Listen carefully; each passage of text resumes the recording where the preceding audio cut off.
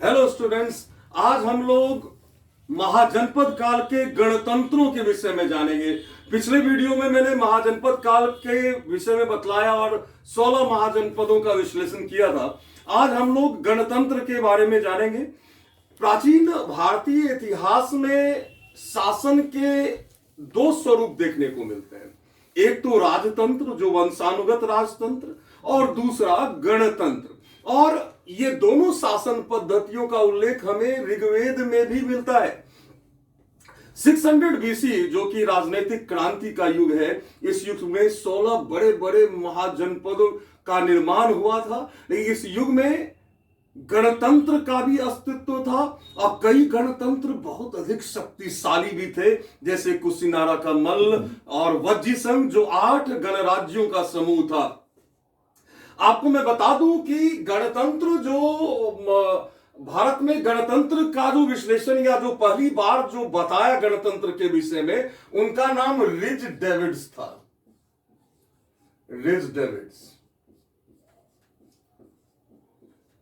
David's ने 1903 ईस्वी में प्राचीन भारत के गणतंत्रों के विषय में सबसे पहले बताया। हालांकि कई बौद्ध ग्रंथों से भी हमें, आचारांग सूत्र से, एक पर्ण जातक बौद्ध ग्रंथ से भी हमें गणतंत्रों के विषय में सूचना मिलती है, लेकिन इस विषय में सबसे पहले बताने का श्रेय रिज डेविड्स को जाता है। कौटिल्य ने अपने अर्थशास्त्र में भी गणतंत्रों का उल्लेख किया है।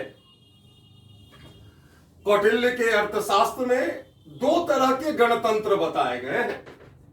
पहला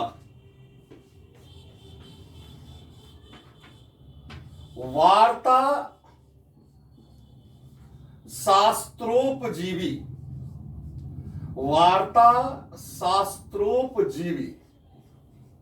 और दूसरा राज शब्दोपजीवी।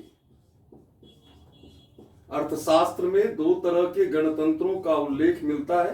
वार्ता शास्त्रोपजीवी, जहां पे वार्ता का अर्थ होता है कृषि और पशुपालन, अर्थात ऐसा गणतंत्र जहां के लोग कृषि और पशुपालन से अपनी आजीविका चलाते थे, उसे वार्ता शास्त्रोपजीवी कहा गया। और कंबोज ऐसे गणतंत्र की श्रेणी में आता है। कंबोज जो भारत के उत्तर पश्चिम में था। और राज शब्दोपजीवी ऐसे गणतंत्र को कहा गया जहां जनता राजा को चुनता था और वो शासन करता था। ऐसे गणतंत्र को जैसे मल्ल, वज्जी, यौधेय इत्यादि जो गणतंत्र थे वो राज शब्दोपजीवी गणतंत्र थे। तो अब हम लोग ये जाने कि इस युग का 600 बीसी के जो गणतंत्र थे उसकी एक खास विशेषता है कि ऐसे गणतंत्र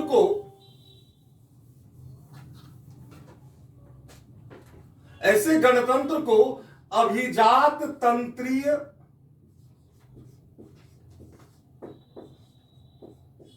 या कुलीन तंत्रीय कहा गया। इससे आशय यह है कि जो राजा का चुनाव जनता मिलके करती थी ना, वो राजा एक खास कुल से या अभिजात्य वर्ग से ही चुना जाता था। इसलिए इस युग के गणतंत्र को अभिजात तंत्री या कुलीन तंत्रीय कहा गया है।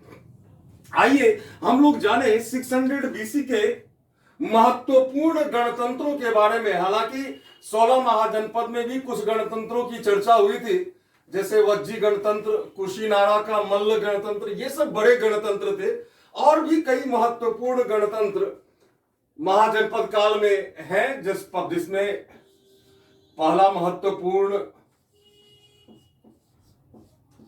कपिल वस्तु का शाक्य।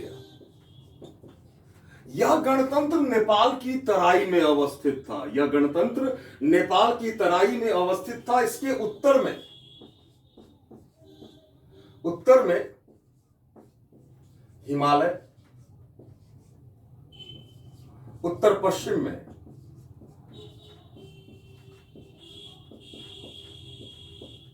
रोहिणी नदी और दक्षिण में राप्ती नदी बहती थी। और इस गणतंत्र में लगभग 80,000 परिवार इस गणतंत्र में रहते थे। और कपिलवस्तु गणतंत्र बहुत ही महत्वपूर्ण इसलिए भी हो जाता है क्योंकि महात्मा बुद्ध इसी गणतंत्र से बिलोंग करते थे, महात्मा बुद्ध। और इस गणतंत्र की राजधानी लुम्बिनी थी, जिसकी पहचान आधुनिक तिलौड़ागढ़ से की गई है। आधुनिक तिलौड़ागढ़ से लुम्बिनी की पहचान की गई है। कपिलवस्तु के शाक्य गणतंत्र को लेकर एक बात जानना अति आवश्यक है कि इस गणतंत्र के लोग अपने रक्त पर बहुत ही अधिक घमंड करते थे। कहने का तात्पर्य यह है कि यह अपने गणतंत्र से बाहर वैवाहिक संबंध स्थापित नहीं करते थे। और यही मुद्दा था जब कौशल राज्य के राजकुमार विडूब ने जब यहां की राजकुमारी से शादी करनी चाहिए तो इस गणतंत्र के राजा ने उसका विवाह एक दासी के साथ करवा दिया और विडूब ने इस गणतंत्र का विनाश कर दिया। और यह गणतंत्र कौशल राज्य की अधीनता को स्वीकार करता था, कौशल राज्य की अधीनता को स्वीकार करता था। और रोहिणी नदी के जल के बंटवारे को लेकर रामग्राम के कोलीय गणतंत्र के साथ इनका सतत संघर्ष चल रहा था। अब हम लोग जानेंगे दूसरे महत्वपूर्ण गणतंत्र के बारे में।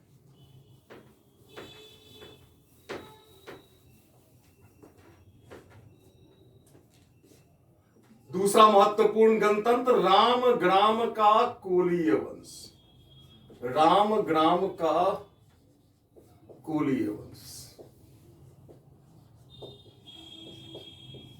यह भी उत्तर प्रदेश में अवस्थित था, यह गणतंत्र गोरखपुर के आसपास। और यह गणतंत्र अपने पुलिस शक्ति के लिए बहुत अधिक प्रसिद्ध था, पुलिस शक्ति के लिए बहुत अधिक प्रसिद्ध था रामग्राम का कोलीय वंश। अब हम लोग जानेंगे तीसरे महत्वपूर्ण गणतंत्र के बारे में।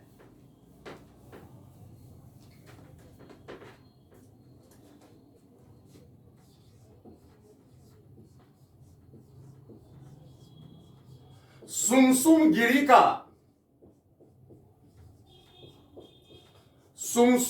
का भग। यह गणतंत्र जो था यह मिर्जापुर, उत्तर प्रदेश में मिर्जापुर के आसपास, मिर्जापुर के आसपास यह गणतंत्र था। और यह विंध्य क्षेत्र में यमुना नदी और सोन नदी के बीच अवस्थित था। यमुना नदी और सोन नदी के बीच यह गणतंत्र अवस्थित था।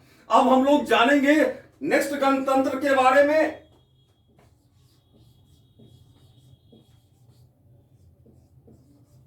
अलकप का बुली गणतंत्र, अलकप का बुली गणतंत्र। यह गणतंत्र बिहार के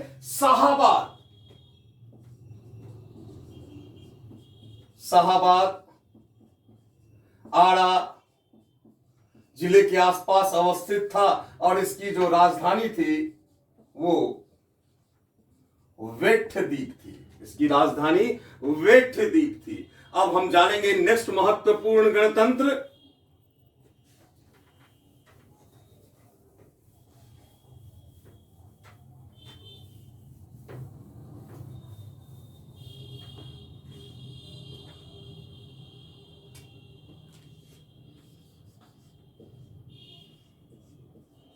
केशपुत्र का कलाम। यह गणतंत्र केशपुत्र का कलाम, यह गणतंत्र कौशल राज्य के पश्चिम में अवस्थित था। और यह कौशल राज्य की अधीनता को भी स्वीकार करता था। और यह गणतंत्र के बारे में यह कहा जाता है कि जो बुद्ध के प्रारंभिक गुरु थे अलार कलाम, वो इसी गणतंत्र से बिलोंग करते थे। बुद्ध के गुरु अलार कलाम इसी गणतंत्र से बिलोंग करते थे। अब हम लोग जानेंगे नेक्स्ट गणतंत्र,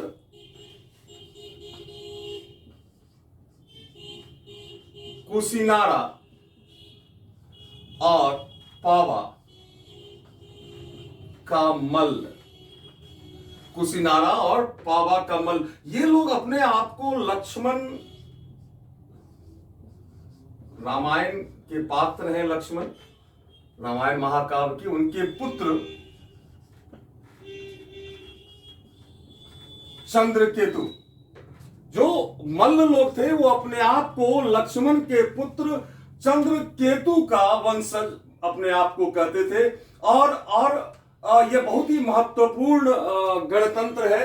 और यह गणतंत्र जो था ये उत्तर प्रदेश में गोरखपुर के पास अवस्थित था, गोरखपुर के पास। अब हम लोग ये गणतंत्र के बारे में और जाने। महत्वपूर्ण गणतंत्र है यह भी।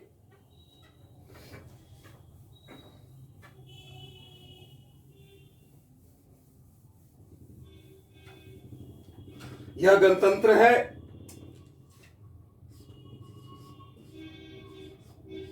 पिपली वन का मौर्य वंश। वस्तुतः यह गणतंत्र कपिलवस्तु के शाक्य कबीले की एक शाखा थी। यह कथा मैंने आपको बताया था कि कपिलवस्तु का शाक्य कबीला कौशल राज्य की अधीनता को स्वीकार करता था और कौशल राज्य के राजकुमार बिडू कपिलवस्तु के शाक्य कबीले के राजकुमारी से प्रेम करता था, शादी करना चाहता था। लेकिन जैसा कि मैंने आपको बताया कि कपिलवस्तु का शाक्य कबीला अपने गणतंत्र के बाहर वैवाहिक संबंध स्थापित नहीं करता था, तो धोखे से बिडू का विवाह एक दासी से करवा दिया गया, जिससे बिडू क्रोधित हो गया। उसने कपिलवस्तु पर आक्रमण किया। तब यहाँ के जो लोग थे, कपिलवस्तु के लोग, वो भागकर नेपाल की तराई में चले गए और वहां एक नए गणतंत्र की स्थापना की, जिसे पिपली वन का मौर्य वंश कहा गया। हालांकि कुछ इतिहासकार चंद्रगुप्त मौर्य को भी इसी वंश से संबंधित मानते हैं, लेकिन इसकी पुष्टि, सटीक पुष्टि अभी तक नहीं हो पाई है। इस गणतंत्र की राजधानी थी कुसुमही, कुसुमी। अब हम लोग जानेंगे इस युग के सबसे शक्तिशाली गणतंत्र के बारे में, जिसका नाम था वज्जी, जिसकी चर्चा पिछले वीडियो में भी हो चुकी है। यह वज्जी वस्तुतः 8 गणतंत्रों का समूह था। बहुत ही शक्तिशाली गणतंत्र मगध के बगल में 8 गणतंत्रों का यह समूह था, जिसमें सबसे प्रधान वैशाली का लिच्छवी गणतंत्र था। इसकी राजधानी वैशाली थी, जिसकी पहचान आधुनिक बसाड़ से की गई है। यह बहुत ही शक्तिशाली गणतंत्र था वज्जी गणतंत्र। और बौद्ध ग्रंथ महावग्र जातक में भी इस गणतंत्र को वैशाली को धनी, समृद्ध और घनी आबादी वाला नगर माना गया है। एक पन्न जातक से यह सूचना मिलती है, एक पन्न जातक जो बौद्ध ग्रंथ है, उससे यह सूचना मिलती है कि वैशाली तीनों ओर से दीवारों से घिरा हुआ था। अब हम लोग जानेंगे एक और महत्वपूर्ण गणतंत्र के बारे में, वो था मिथिला का विदेह। हालांकि उत्तर वैदिक काल में यह एक राजतंत्र था, लेकिन 600 बीसी में यह एक गणतंत्र हो गया था। और उत्तर वैदिक काल में राजा जनक यहीं के राजा हुआ करते थे, लेकिन 600 बीसी में यह एक महत्वपूर्ण गणतंत्र था और इसकी राजधानी जनकपुर थी। ये तो कुछ महत्वपूर्ण गणतंत्र हो गए। लेकिन कुछ छोटे छोटे गणतंत्र भी थे जिसकी चर्चा यूनानी इतिहासकार भी करते हैं। जैसे भारत के उत्तर पश्चिम में पाताल नामक एक गणतंत्र था। भारत के उत्तर पश्चिम में पाताल नामक एक गणतंत्र था, जहां युद्ध के समय दो वंशानुगत राजा जो है, दो वंशानुगत राजा शासन करते थे। और जब शांति का काल होता था तो वृद्ध लोगों का एक काउंसिल था, एक परिषद था वृद्ध जनों का, वो शासन करते थे। ये एक अद्भुत बात है, वृद्ध जनों की परिषद। एक और गणतंत्र की चर्चा मिलती है, मूसिक वंश। इस गणतंत्र के बारे में यह विशेषता है कि मूसिक वंश में कोई भी दास नहीं पाया गया। मूसिक वंश नामक गणतंत्र में दास नहीं होते थे। इसके अलावा दो और इंपॉर्टेंट गणतंत्र है, स्वभूति और अम्बस्ट। इस दोनों गणतंत्र की यह विशेषता है कि यहां पर बच्चों के लालन पालन की जिम्मेदारी शासन की होती थी, राजा की होती थी। इसकी यह विशेषता है। अब हम लोग कुछ अन्य विशेषताओं के बारे में जाने। एक बात तो मैंने बताया कि गणतंत्र जो इस युग का है उसे अभिजात्य वर्गीय गणतंत्र या कुलीन तंत्रीय गणतंत्र कहते हैं, क्योंकि जनता जो राजा को चुनती थी वो एक विशेष परिवार से चुनती थी, या विशेष कुल के ही लोगों को राजा चुना जाता था। दूसरी बात कि गणतंत्रों में समिति का बहुत ही महत्वपूर्ण स्थान है। गणतंत्रों में समिति का बहुत ही महत्वपूर्ण स्थान होता है, और समिति के जो सदस्य होते थे ना, उसे राजा कहा जाता था। समिति के सदस्य को, जो समिति राजा को चुनती थी, शासक को चुनती थी, गणतंत्र के शासक को, उसके तमाम सदस्यों को भी राजा ही कहा जाता था। इसलिए एक कपर्ण जातक से जो हमें सूचना मिलती है, एक पन्न जातक जो बौद्ध ग्रंथ है उससे सूचना मिलती है कि लिच्छवी गणराज्य में 7,707 राजा थे। वस्तुतः राजा से यहां तात्पर्य शासक से नहीं है, बल्कि समिति के सदस्य से है। तो समिति का सदस्य भी राजा कहलाता था। जो मतदान अधिकारी होता था उसे सलाका ग्राहक कहते थे। मतदान अधिकारी को सलाका ग्राहक कहते थे। और केंद्रीय समिति जो होती थी वो बहुत ही शक्तिशाली होती थी, और मंत्री परिषद का जो अध्यक्ष होता था वो गणाध्यक्ष कहलाता था। गणाध्यक्ष कहलाता था। इस प्रकार हम देखते हैं कि 600 बीसी में महत्वपूर्ण गणतंत्र है। शासन पद्धति निश्चित रूप से राजतंत्र से अलग है। यहाँ के लोग बहुत ही सजग हैं। इनके अंदर राष्ट्रवाद की भावना भी होती है, और ये लोग बहुत ही प्रगतिशील होते थे, प्रगतिशील विचार के होते थे। इसलिए इस युग में जो क्रांति आई, बौद्धिक क्रांति आई, चाहे वो महात्मा बुद्ध हो या महावीर जैन हो, ये दोनों गणतंत्र से ही बिलोंग करते थे। तो हम लोगों ने जाना महाजनपद काल के गणतंत्र के बारे में। अब हम लोग नेक्स्ट वीडियो में हम लोग चर्चा करेंगे महाजनपद काल के में जो भी राजनीतिक परिवर्तन हुआ, सामाजिक परिवर्तन हुआ, आर्थिक परिवर्तन हुआ, इस संदर्भ में हम लोग चर्चा करेंगे। धन्यवाद।